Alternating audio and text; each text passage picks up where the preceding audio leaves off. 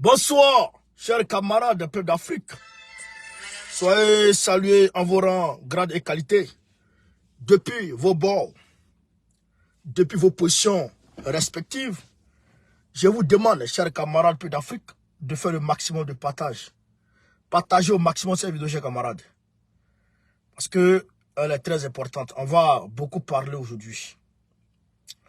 On va beaucoup parler.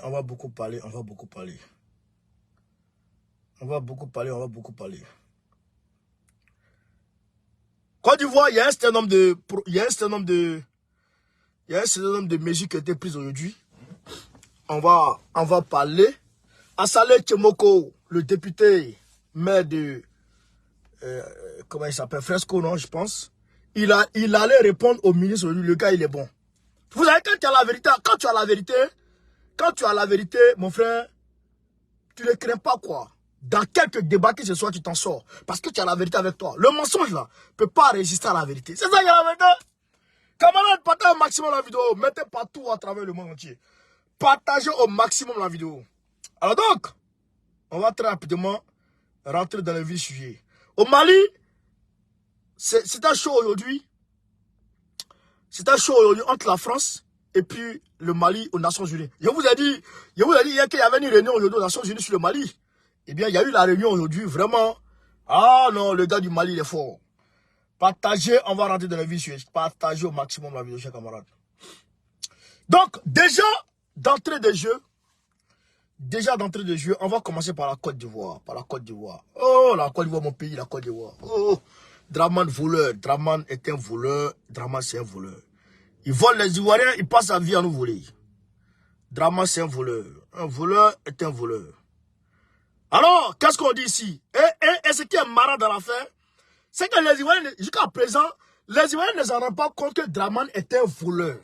Certains Ivoiriens, bien sûr, parce que nous, on sait. Certains Ivoiriens ne se rendent pas compte que Draman est un voleur et que Draman est un malheur pour la Côte d'Ivoire. Les gars ne savent pas ça. Ils ne savent pas s'ils vont espérer. Ils sont dans quelle gamme? Voilà. Donc, ici, on nous dit ici, Côte d'Ivoire, litige foncier, la communauté villageoise d'Akouedo sollicite le président de la République. Réellement, des trucs comme ça. La communauté villageoise d'Akouedo, située dans la commune de Cocody, appelle le président de la République, Alassane Ouattara, au secours. En effet, propriétaire terrien légitime du lotissement Akouedo Extension Sud-Est, 47 hectares, la communauté villageoise a constaté la disparition de l'expropriation. Autant pour moi. La disparition et l'expropriation de ces terres par certains agents du ministère de la Construction et de l'Urbanisme en complicité avec Gira Poka, eux les acquéreurs des parcelles de terrain du village d'Abata, situé dans la commune de Benjeville. Par ailleurs, Germain Akoda Panguissé, chef du village d'Akouedo, a indiqué que la communauté villageoise n'a jamais signé une cession de droits immobiliers avec des individus. Mais une convention est signée sur les 47 hectares du lotissement Akouedo Extension Sud-Est avec la direction générale de la comptabilité publique et le du trésor. Ce sont au total 30 hectares qui sont concédés à cette entreprise sur les 47 hectares. Donc, 17 hectares sont la propriété du village, a-t-il déclaré. Donc, les gens observent impuissant l'expropriation de leurs 17 hectares. Acquisition d'État là, acquisition d'État son affaire de terrain là. Problème. Chaque matin, il y a un nouveau dossier qui surgit dedans. Chaque matin, il y a un nouveau dossier qui suit. Mais je vous ai dit que Draman est un voleur. Draman, il est blessé. Il n'a plus d'argent. Donc, il faut voler les gens. Il faut vendre les terrains. Il faut vendre tout.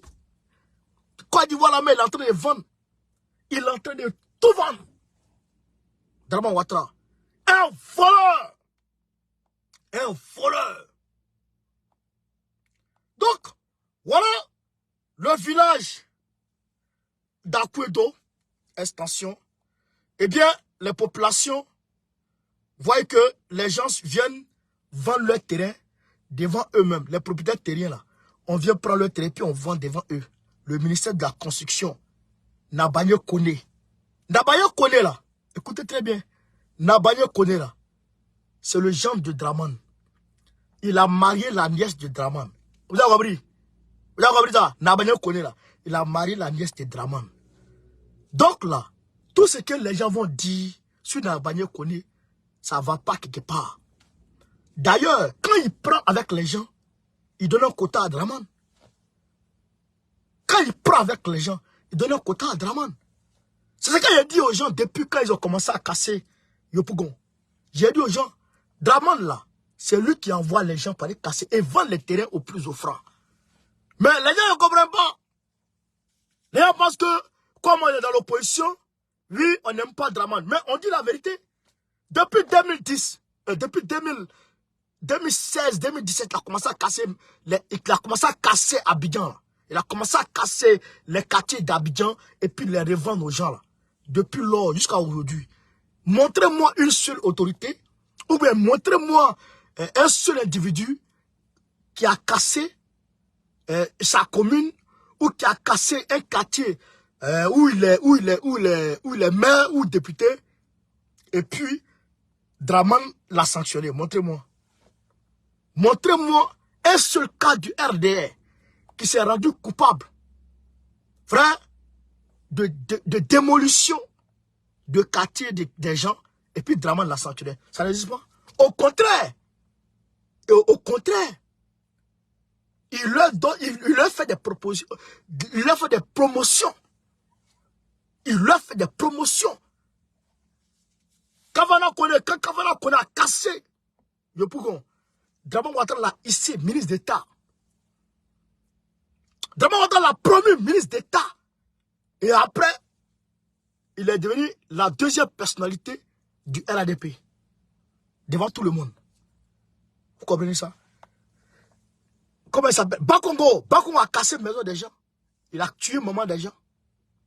Mais Draman Ouattara l'a promu. Voilà. C'est ça, la vérité. Donc, je demande à Akwedo, au village d'Akwedo, soit de manifester ou de laisser pouvoir à Dieu. Soit vous manifestez dans les rues et je vous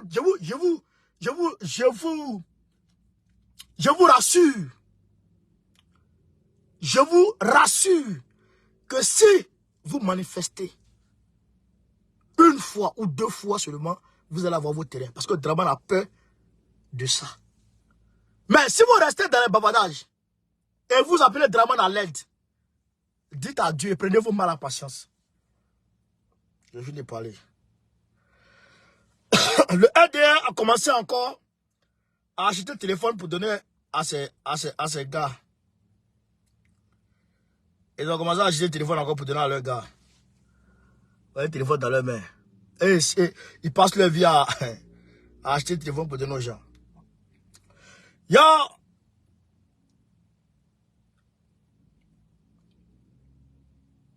y a des entreprises d'électricité qui veulent faire un sitting en Côte d'Ivoire. Draman Ouattara, vous savez que Draman Ouattara, il n'aime pas les rassemblements. À part nous, à part le PPACI et souvent le PDCI, tous ceux qui veulent faire un rassemblement, il empêche. Vous savez ça, non? Donc, les gens veulent faire leur meeting, il ne veut pas. Écoutez ici. Le collectif des sociétés d'électrification du district d'Abidjan, CSEDAA, a vu annuler par le préfet d'Abidjan son sitting annoncé ce mercredi 12 avril 2023 au district d'Abidjan. La manifestation avait pour but de réclamer le paiement de la somme de 9,5 milliards de francs CFA. Là encore, il doit les gens encore. Il doit 9,5 milliards encore ici. Dramane, je ne sais même pas. Ce monsieur-là, il est comment? Il doit aux gens partout. Les gens qui sont à la frontière, ils n'ont pas gagné leur argent. Les auxiliaires de santé du sud de Cocody, sud de Treichville, n'ont pas gagné leur argent. Les contracteurs de santé n'ont pas gagné leur argent. L'argent de Covid, il a pris, il a mangé. Ce monsieur-là, je ne sais pas. Je ne sais pas comment il est. Il vit sur quelle planète? Il ne peut pas crédit. Hein? Il ne peut pas crédit. Sassou Nguesso. Denis Sassou Nguesso, président du Congo, Brazzaville. Il lui doit 100 milliards. Il doit 100 milliards au monsieur et il ne paye pas. Le monsieur a bloqué son avion, il a payé. À quel jour sera, il ne paye pas crédit. Hein? Dramane, il ne paye pas crédit. Allez-y. La manifestation avait pour but de réclamer le paiement de la somme de 9,5 milliards de francs CFA au district autonome d'Abidjan. Suite à des travaux d'électrification effectués dans le cadre du projet de désenclavement des villages et communes de Cocody. Apopo, Koumassi, Yopougon, du district autonome d'Abidjan dans la période de 2015 à 2021. Depuis 2015, ils ne payent pas l'argent des gens. Hey! Non, vraiment, c'est pas possible. Ah, non. Ah! Faut payer crédit, là. Faut payer crédit. Mais, quand les 8400, les gens, moi je leur parle depuis longtemps, je parle aux gens. Dramane, c'est un peureux. C'est un peureux. Comme c'est un peureux, lui, il vous effraie.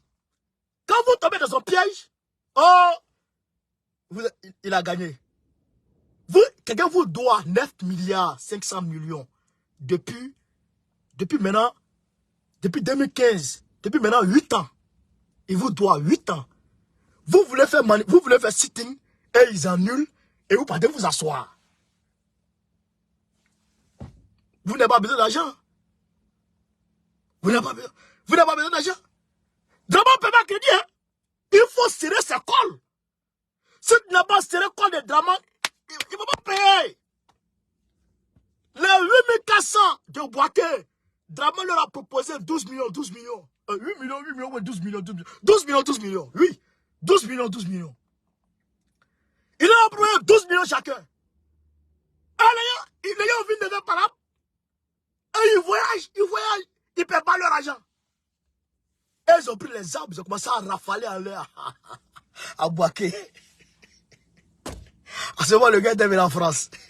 Il était venu en touriste en France. Les 8400 ont commencé à Boaké, frère. Hein? Quand ils ont commencé à Boaké, Dramane a pris Sorogueum. Il dit, mais tes gars là, c'est comment? Sorogueum dit, non, président, il n'y a rien, il va gérer ça. Il dit, mais est-ce que c'est pas coup d'état? Il a pari, hein? Il dit, tant que les gens là n'ont pas... Tant que le problème n'est pas résolu, ne descend pas de l'avion. Vous allez... Sorogueum est parti à l'aéroport pour aller l'accueillir.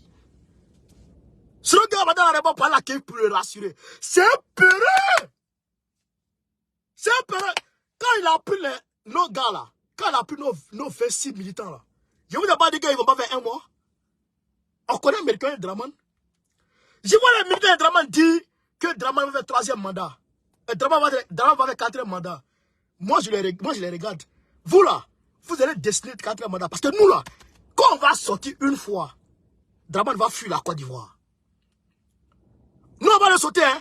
Mais nous, on va sortir une fois seulement. Dramane, il va fuir la Côte d'Ivoire. C'est moi qui vous dis ça. Dramane, c'est un peureux. C'est un peureux. On connaît un vieux là. Abessira, tu es dit tort. Camarade, pas dans la vidéo, s'il vous plaît. Pas dans la vidéo maximum. Pas dans la vidéo. Donc, on continue un peu. Le collectif a expliqué que pour le sitting qui devrait se tenir ce mercredi 12 avril 2023, il avait adressé au préfet des régions, à la préfecture de police, au premier arrondissement et à la mairie du plateau, un courrier en vue de demander l'autorisation de manifester. Mais en dépit de toutes leurs démarches entreprises pour l'organisation de leur sitting, le préfet d'Abidjan ne l'a pas autorisé. Le préfet d'Abidjan n'a pas autorisé. Mais est-ce que vous avez besoin d'autorisation? Vous n'avez pas besoin d'autorisation. Vous informez, on informe. D'ailleurs, même, j'ai une bonne nouvelle à vous annoncer. Draman Ouattara a levé, comment on appelle ça? L'état d'urgence sanitaire aujourd'hui. Il a levé l'état d'urgence. Donc, l'état d'urgence a été levé. Donc, maintenant, là, vous pouvez manifester. Il ne peut plus parler de Covid-19. Maintenant, vous pouvez manifester. Actuellement, ça ne va pas. Donc, les mesures barrées de Covid-19 qui restaient encore là, qui l'empêchaient d'avoir l'argent là, il a tout levé aujourd'hui. Pour fluidifier, on va dire les ports, les aéroports, pour que les gens puissent rentrer et puis pour qu'ils fassent de l'argent. Mais vous là, vous devez profiter de ça pour sortir, pour manifester. Quand on parle, les gens ne comprennent pas. Quand on parle, les gens ne comprennent pas. Même avec les téléphonie, Internet, tout Internet, ça là. Si Draman n'a pas augmenté, hein? Si Draman n'a pas augmenté, si vous me croisez là, crachez sur mon visage. S'il n'a pas augmenté, si vous me croisez, crachez dans mon visage. Si c'est un discours, on va rester dessus là. Wallah, s'il n'a pas augmenté, crachez sur moi. Vous connaissez Draman? Alors, viens là. Draman, je le maîtrise comme ma paume. Viens là. Même quand il dort, je sais à quoi il rêve. Allez, partager. Donc, il y a eu le sitting. Mais, camarade d'Afrique, il y a 18 000... Attends, je vais voir l'information.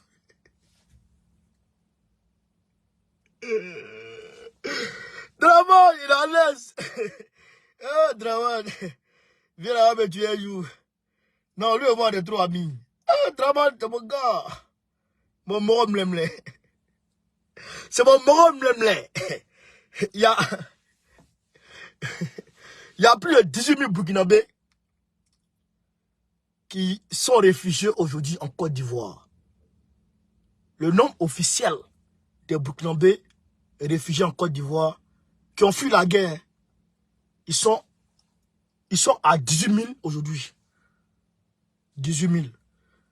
Nous leur disons, bonne arrivée chez vous, chers frères burkinabés. Bonne arrivée chez vous en Côte d'Ivoire. Maliens, ceux qui sont embêtés par la crise que la France de Nicolas Sarkozy a amené chez nous. Parce que Nicolas Sarkozy, Draman et puis Sarkozy pensent qu'ils allaient casser la Libye et puis ils allaient venir installer Draman et puis non, ils allaient être à l'aise. Mais Dieu, il ne doit pas. Vous avez cassé la Libye. Le terrorisme est rentré. Le terrorisme est rentré maintenant là. Et ils pensent que Draman sera à l'aise. Mais le terroriste est venu trouver Draman maintenant en Côte d'Ivoire. Tu n'as pas dit casser la Libye qui a tué Kadhafi. Et tu es venu casser le palais de Gbagbo et tu as sorti Gbagbo pour envoyer la haie. Et tu as installé Draman à sa place. Voilà maintenant, le terroriste gangrène les pays jusqu'à le terroriste maintenant rentre en Côte d'Ivoire. Et maintenant, les Burkinabés, les populations qui sont en détresse au Burkina Faso, qui ne savent plus à quel sens se vouer, viennent en Côte d'Ivoire maintenant. Ah! Frère Burkinabé, bonne arrivée chez vous en Côte d'Ivoire. Vous êtes quitté chez vous et vous êtes rentré chez vous. Vous êtes quitté chez vous au Burkina et vous êtes rentré chez vous en Côte d'Ivoire. Soyez les bienvenus. Mettez-vous à l'aise en Côte d'Ivoire. Même s'il y a d'autres qui peuvent venir, qui ont envie de venir en Côte d'Ivoire, venez. Venez. ICR va vous prendre en charge. Venez. Vous avez compris? Si ça ne va pas, si vous voyez que ça ne va pas, là, traversez la frontière, rentrez en Côte d'Ivoire, rentrez chez vous. Vous êtes chez vous en Côte d'Ivoire, là, c'est chez vous aussi. Voilà. C'est ce qu'il avait dit. Partagez, camarades d'Afrique. Partagez au maximum. Donc, oh la vie. Frère. Donc, on va très rapidement foncer vers le Mali. On va très rapidement foncer vers le Mali. Je vous ai dit hier qu'il devait avoir une réunion aujourd'hui. Une réunion aux Nations Unies sur le Mali. Je vous avais dit ça hier. Donc, la réunion a bel et bien eu aujourd'hui. Maintenant, on va voir ce qui se passe dedans. Et ce qui ressort qu'on peut retenir dedans. Excusez-moi.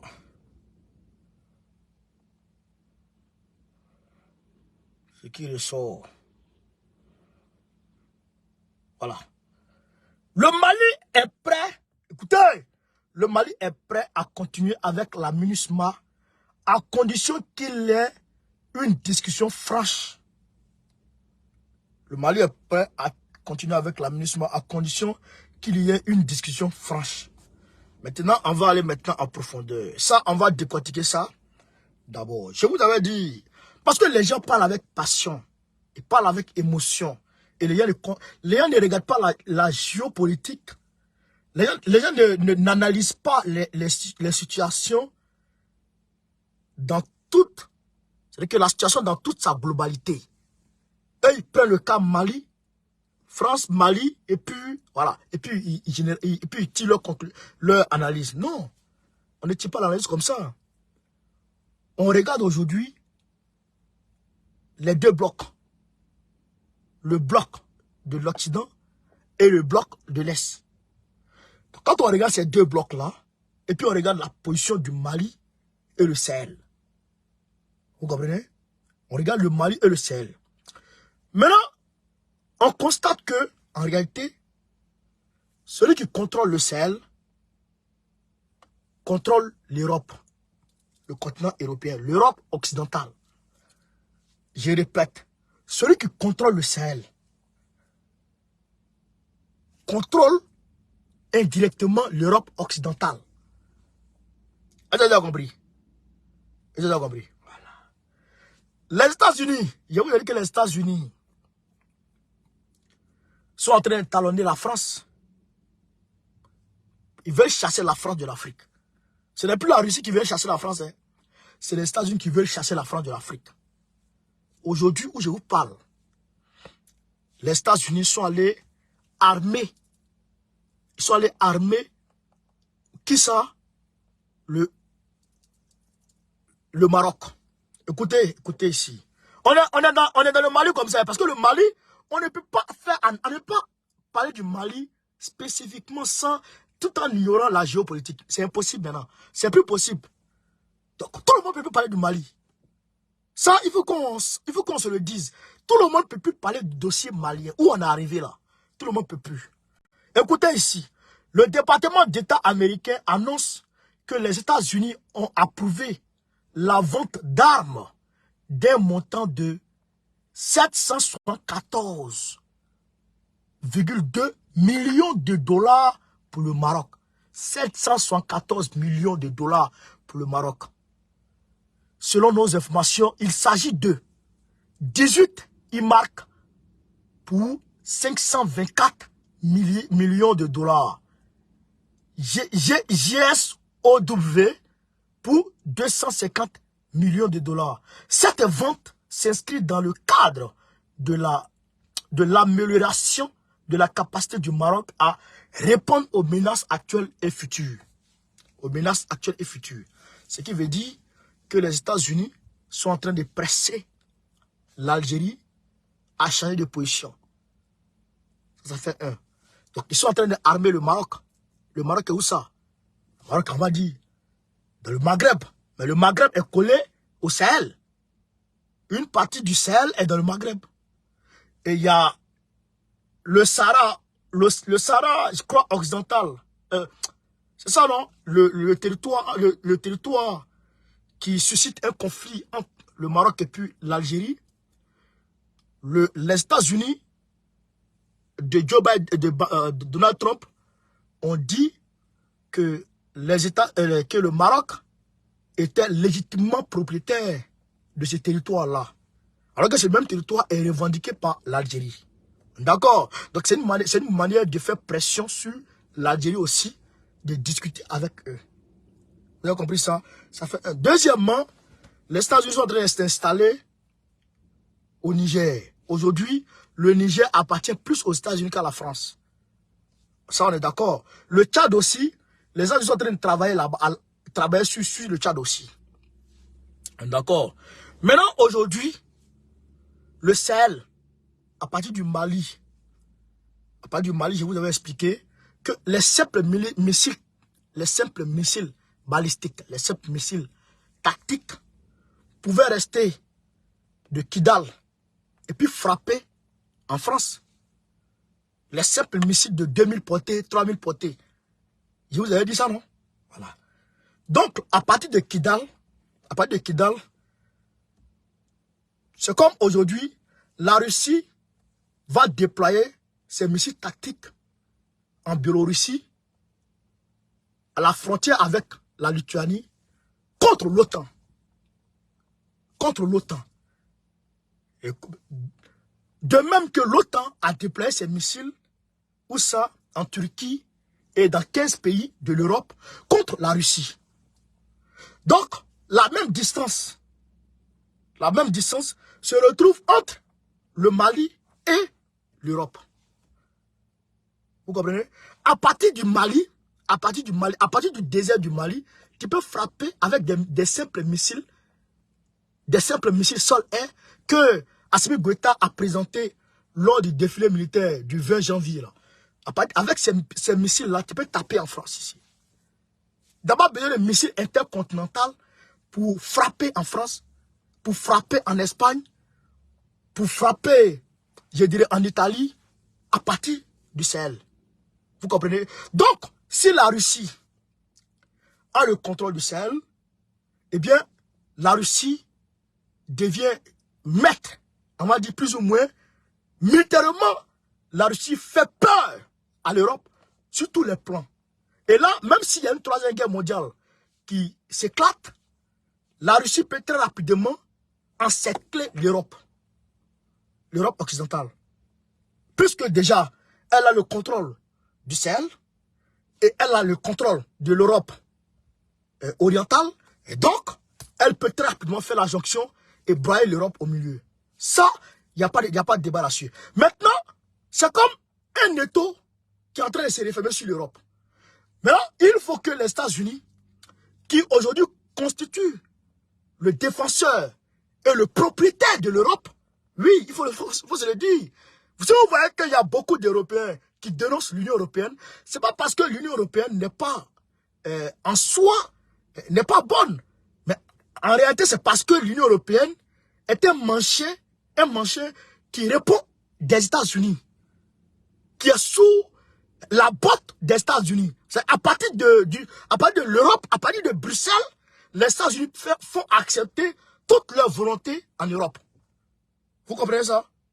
Vous comprenez? Voilà. Donc, les États-Unis aujourd'hui, à travers l'OTAN et à travers l'Union européenne, sont aujourd'hui le chef de l'Europe. Donc, les États-Unis, étant défenseurs de l'Europe, doivent venir, on va dire, desserrer les taux autour de l'Europe. Donc, il faut que les États-Unis puissent prendre pied dans le Sahel.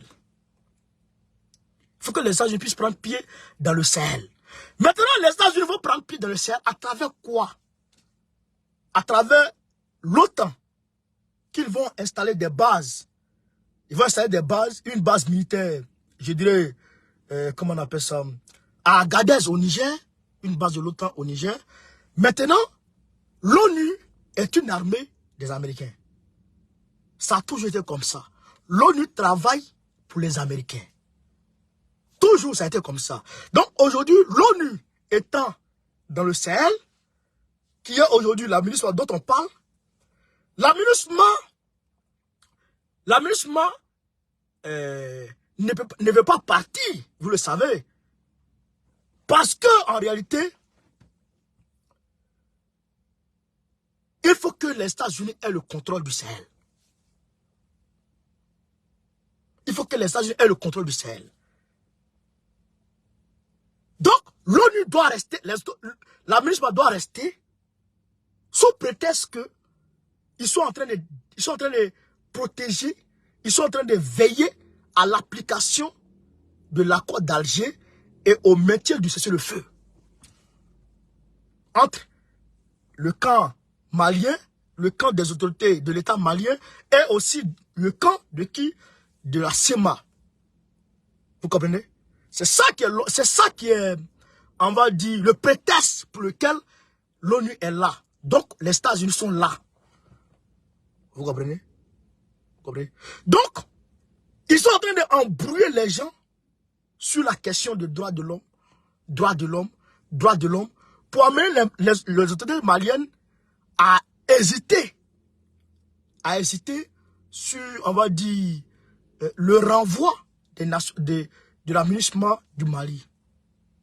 Ils les amènent à hésiter. Ils les amènent à avoir peur. Ils les amènent à ne pas prendre la décision de chasser la MINUSMA. Avec les histoires de droits de l'homme, droits de l'homme, droits de l'homme. Mais en réalité, ce n'est pas une question de droits de l'homme. C'est une question géostratégique. Vous comprenez? C'est une question géostratégique, de positionnement stratégique vis-à-vis de l'Europe à partir du Sahel. Vous comprenez? Voilà pourquoi la MINUSMA ne veut pas partir. Parce que c'est les États-Unis qui sont derrière. Et aussi, on va dire, plus ou moins la France. Mais aujourd'hui, c'est les États-Unis qui sont devant des choses. Vous comprenez ça? Vous comprenez? Et en même temps, il donne une confiance relative aux gens de la CEMA. Il leur donne de l'armement, il leur donne tout pour qu'ils soient en confiance et qu'ils restent là. Vous avez compris? Vous avez compris? Voilà. Voilà pourquoi la MINUSMA ne veut pas partir. Maintenant, on va ici. Je pense que j'ai parlé de ça hier. Je pense que j'ai parlé de ça hier. Maintenant, il y a eu, on va dire, un couac entre le Mali et aussi entre le Mali et puis voilà. Écoutez. Et vous assurez donc que le gouvernement continuera d'œuvrer inlassablement pour la promotion et la protection des droits de l'homme ainsi que le respect du droit international humanitaire sur notre territoire. Cependant, le Mali se dressera avec force et avec la même énergie contre toute utilisation de la question des droits de l'homme à des fins politiques ou de déstabilisation. Vous avez entendu tout à l'heure l'ambassadeur de France parler avec détermination concernant la situation des droits de l'homme au Mali. Je voudrais tout simplement vous dire qu'il a eu une mémoire sélective lorsqu'il a parlé spécifiquement du cas de Moura. L'ambassadeur de France se rappellera que dans le rapport de la Commission d'enquête internationale sur le Mali, plusieurs paragraphes sont consacrés aux violations des droits de l'homme sur les populations maliennes par les forces françaises. J'aurais aimé qu'il ait la même détermination à évoquer cela. Deuxièmement, j'aurais aimé que l'ambassadeur de France, s'il n'avait pas la mémoire sélective, dise à ses conseils qu'en janvier 2021, les forces françaises ont transformé une célébration de mariage en deuil national au Mali. Voilà. À Bounti. Voilà. J'aurais bien aimé s'il n'avait... Donc, vous voyez que c'est la question du droit de l'homme qui revient à chaque fois. Chaque fois. Chaque fois. Chaque fois. À côté de ça, voilà la propagande qu'ils font aujourd'hui. Le Mali, où la tension est vive entre les autorités de Bamako et les groupes indépendantistes du Nord, l'accord de paix scellé en 2015 semble plus que jamais menacé. Médiateur dans ce conflit, l'Algérie tente de réconcilier les deux parties. Une feuille de route leur a été proposée. Serge Daniel nous en livre les grandes lignes. Afin de relancer le processus de paix, la médiation internationale propose au gouvernement... Camarades, mettez le cœur, s'il vous plaît, mettez le cœur. malien et aux ex-rebelles de travailler sur plusieurs points. Il y a par exemple le point important important de la future armée nationale reconstituée. Ce que disent aujourd'hui les ex-rebelles, c'est que lorsqu'un ex-combattant a aujourd'hui, par exemple, le grade de colonel au sein des mouvements armés, quand il va rentrer dans la nouvelle armée reconstituée, dans l'armée nationale, il faut qu'il obtienne le même grade, alors que Bamako n'est pas d'accord. Donc la médiation propose de travailler autour de cela. Ensuite, il y a le processus de DDR, démobilisation, désarmement et réinsertion. La médiation internationale propose à Bamako et aux ex-groupes rebelles de travailler sur ce sujet, de commencer par parler d'une première vague de 13 000 ex-combattants sur les 26 000 prévus. Et puis, il y a également le dossier des arrangements sécuritaires autour du cessez-le-feu. Vous savez que récemment, l'armée malienne a survolé, un avion de chasse de l'armée malienne a survolé la zone des ex-rebelles, une zone contrôlée par les ex-rebelles, ce qui a créé des tensions, un regain de tensions sur le terrain. Ce que propose la médiation sur ce point, c'est de revoir ces arrangements sécuritaires pour qu'il n'y ait plus de couac, un coup de canif dans le processus de paix et que ça redémarre. Et puis, il y a aussi des institutions et des dialogues, un dialogue que propose la médiation internationale sur les institutions, sur le débat politique, sur le projet de nouvelle constitution qui, comme on le sait, est rejeté par l'ex-rébellion. Donc, vous avez compris. Donc, l'ex-rébellion, les rebelles ne veulent pas de la constitution même malienne qui a été mise en place. Et ils ont rejeté ça parce que, en fait, là-dedans, il n'est pas question de diviser le Mali. Là-dedans, la question de la décentralisation n'est pas prise en compte. Vous comprenez? Donc, ce qui veut dire quoi? Ce qui veut dire qu'aujourd'hui, parce que je vois les gens parlent avec émotion. Aujourd'hui, là, la MINUSMA, là, je vous prends un exemple. C'est comme quelqu'un dit, toi, là, tu as volé viande en sauce. C'est toi qui voles viande en sauce. Excusez-moi, partager, pomper le cœur, partager, pomper le cœur. C'est comme quelqu'un dit, c'est toi qui voles viande en sauce. Et toi, tu dis, c'est faux. Moi, je ne vole pas viande en sauce. Hein. Moi, je suis clean. Et on dit, bon, quand c'est comme ça, on va mettre caméra dans la cuisine. Et toi, quand on accuse de voler viande en sauce, là, toi, tu dis, ah, caméra dans la cuisine, non, moi, je ne suis pas d'accord. On devait caméra là, ici, je ne suis pas d'accord. Donc, tout le monde va se dire, ah, là, si tu vois qu'il ne veut pas, c'est parce qu'il vole viande vraiment. Vous avez compris? Vous avez compris la métaphore? En réalité, la communauté internationale, l'ONU dit au Mali que le Mali viole les droits de l'homme. Que les autorités maliennes violent les droits de l'homme. Vous comprenez? Les autorités maliennes disent, nous, on ne viole pas les droits de l'homme. Bon, l'administration internationale dit, bon, comme tu dis que tu ne violes pas, bon, on va envoyer les casques bleus pour aller surveiller, pour aller voir si tu violes ou pas. Et si le Mali dit que je ne veux pas, qu'est-ce que la médiation dit? Ah, c'est qu'ils violent réellement. Donc, c'est pourquoi ils sont focalisés sur la question des droits de l'homme. Maintenant, qu'est-ce que le Mali doit faire? Parce que depuis 2015 jusqu'à aujourd'hui, il n'y a pas d'avancée. Un pas en avant, deux pas en arrière. Un pas en avant, deux pas en arrière. Ce qu'on doit faire est simple. Très simple. On s'en fout de votre histoire des droits de l'homme. Est-ce que vous comprenez ça? Ça là, souvent les gens ne prennent pas nos solutions. Les solutions terre à terre. On s'en fout. On s'en fout de vos droits de l'homme, mon frère.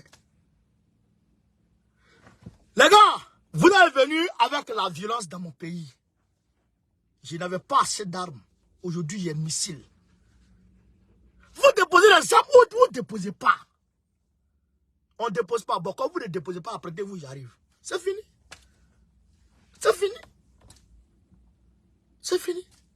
Mais si le Mali ne prend pas cette décision, je dirais, vitale pour elle, pour le Mali, si le Mali ne prend pas cette décision, mais ça va devenir comme, frère, la Chine et puis Taïwan, ou bien la Corée du Nord et la Corée du Sud, ou bien la Serbie et puis le Kosovo, ou bien le Soudan du Sud et le Soudan du Nord, ou bien le Congo avec le M23 et le Nord Kivu et le Sud Kivu, et l'Est du Congo, ou bien j'en passe. Les Américains créent les tensions politiques, maintiennent les tensions politiques pour qu'ils soient indispensables à votre suivi. Pour qu'ils soient indispensables pour la paix dans votre pays. Voilà, c'est tout simple. Et cette tension-là, quand ils la créent, là, ils la maintiennent. Ils la maintiennent. Ça finit pas. Ça ne finit pas. Ça n'avance pas. Et on est là, on tourne. C'est comme ça. La Corée du Nord, la Corée du Sud, ça fait depuis 1953.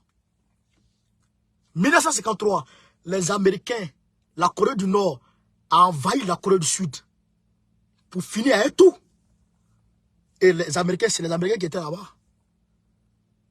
Après la Corée du Nord, il y a où j'ai expliqué cette histoire un jour. Après les Américains sont venus. Et ils ont pris 2 résolutions à l'ONU. Ils ont appelé tout le monde pour aller combattre la Corée du Nord. Ils ont envahi la Corée du Nord. Et ils sont allés, ils ont profité en même temps pour envahir la Chine. En 50-51. Les Chinois les ont bottés. Les Américains que vous voyez là.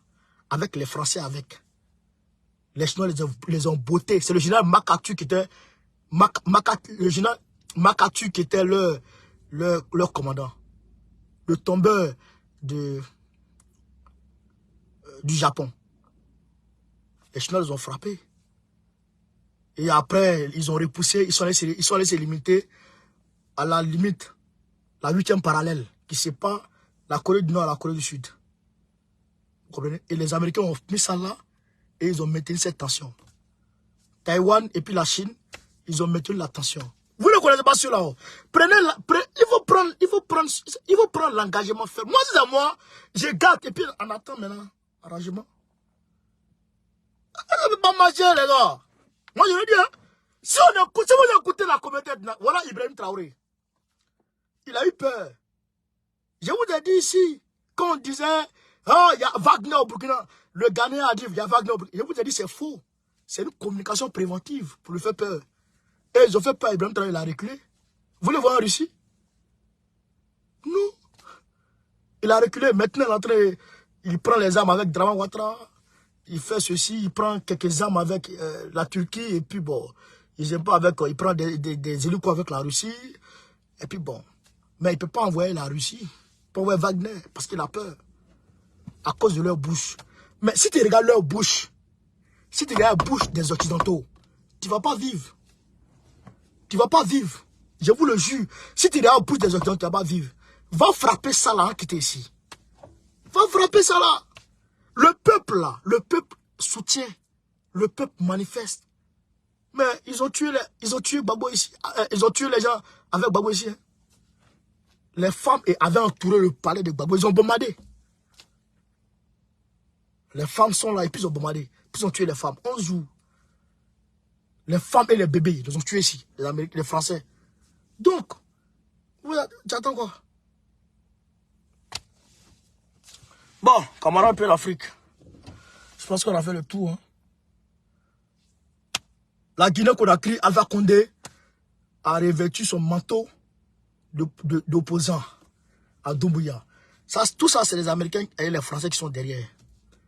Ils veulent faire tomber Doumbouya forcé. Les Américains ont pris le... Je dis, vous devant que les Américains ont pris le relais. Ils veulent faire tomber Doumbouya. Avant 2024. Avant 2024, on va dire avant la fin de la transition malienne. Et ils vont laisser le Mali seul. Faut pas attendre cela. Faut pas attendre cela. Faut pas attendre. Aussi la Russie, Poutine a frappé. Poutine a monté sur l'Ukraine. Qu'est-ce qui s'est passé? Il n'y a rien. Cela se bouge. Papa. Vietnam, États-Unis, guerre.